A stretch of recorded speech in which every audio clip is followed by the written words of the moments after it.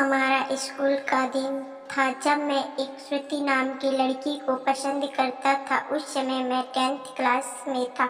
श्रुति भी 10th में ही थी।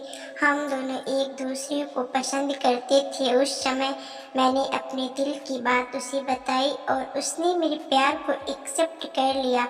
हम दोनों बस एक ही स्कूल में जाया करते थे।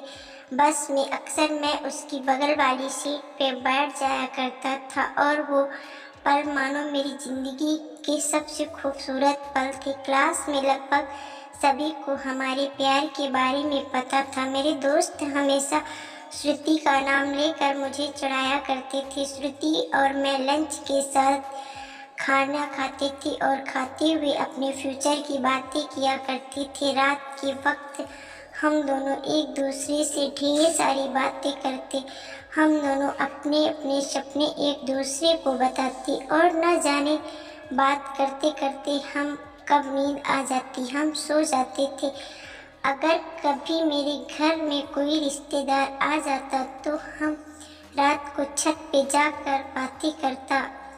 यहाँ तक कि मैं ठंड के मौसम में भी छत पे जाकर श्रुति से बात करता। हम दोनों ने साथ न जाने क्या क्या सपने देखे थे, शादी, बच्चे, यहाँ तक कि हमने बच्चों के नाम भी सोच रखे थे। स्कूल तक तो हम दोनों की प्यार की गाड़ी काफ़ी अच्छी चल रही थी, लेकिन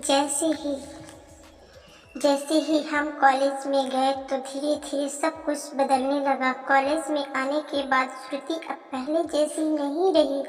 वो मुझे अब इग्नोर करने लगी। अब वो ना पहले जैसी बातें करती और ना वो मेरी तरफ देखती। मैं सोचने लगा, ये श्रुति वो क्या होता जा रहा है, वो मेरे साथ ऐसा क्यों कर रही है। एक दिन श्रुति की एक फ्रेंड से मैंने पूछा, देखो ना श्रुति अब मुझसे पहले जैसी बातें नहीं करती, वो अब मुझे इग्नोर करने लगी है। उसकी फ्रेंड ने मुझे बताया कि श्रुति को मैंने कॉलेज में अभय नाम के लड़के से अक्सर बातें करते हुए देखती हूँ। शायद मुझे लगता है श्रुति उसे पसंद करती है। उसकी फ्रेंड की बातों को सुनकर मेरी दिल की धड़कनें बढ़ने लगी। मेरा दिमाग कह रहा था कि श्रुति ऐसा कैसे कर सकती है, लेकिन दिल कह रहा था कि नहीं, श्रुति ऐसा नहीं कर सकती। मेरी आंखें नम होने लगी। मैंने अपने आंसुओं को रोका, लेकिन तब मैं अंदर से रोने लगा। घर जाकर मैंने श्रुति का फेसबुक अकाउंट और इंस्टाग्राम अकाउंट चेक किया तो मैंने देखा कि श्रुति ने अभय को फॉलो किया हुआ है और उसके फ़ोटो पे लाइक और दिल वाले इमोजी का कमेंट भी था। मैंने तुरंत श्रुति को कॉल किया, लेकिन उसने मेरे कॉल का जवाब नहीं दिया।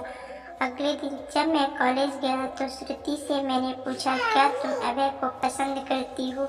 श्रुति, ये तुम क्या बोल रहे हो? जो पूछ रहा हूँ उसका जवाब दो। क्या तुम अभय को पसंद करती हो, हाँ या ना? श्रुति, अभय और मैं बस एक अच्छे दोस्त हैं।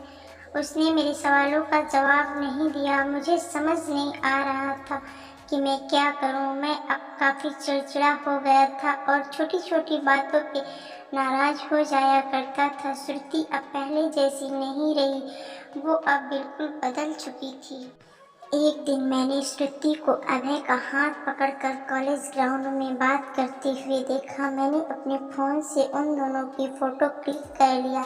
कॉलेज खत्म होने के बाद मैं श्रुति के पास गया और उससे कहा, श्रुति 2 मिनट मुझे तुमसे बातें करनी है।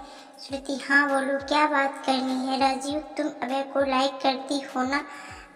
श्रुति, मैंने तुम्हें कल ही बोला था कि मैं और अभय बस एक अच्छे दोस्त हैं। राजीव, सिर्फ अच्छे दोस्त होना तो ये फ़ोटो देखो, एक दूसरे का हाथ पकड़कर क्या बातें हो रही थी।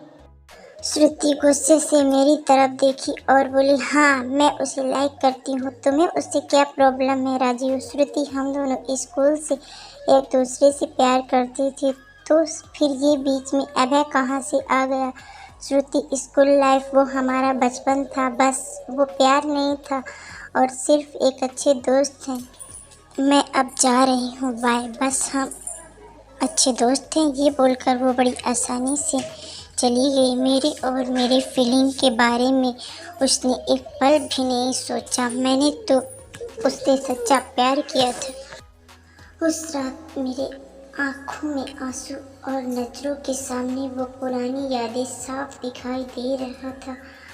उसकी पुरानी फ़ोटो को देखकर मैं बस रोता रहा। मुझे कुछ भी खाने पीने का मन नहीं कर रहा था। मेरी भूख प्यास सब मर चुकी थी। मैं बीमार पड़ गया। मेरी तबीयत पूरी तरह ख़राब हो गई। मैं कई दिनों तक कॉलेज भी नहीं गया। रात को जब भी उसे ऑनलाइन देखता तो मुझे बहुत तकलीफ़ होती। जब मैं उसे मैसेज करता तो वो मेरे मैसेज का जवाब नहीं देती। मैं बस ये चाहता था कि वो मुझसे बात करे, लेकिन वो मुझे अब भूल गई थी।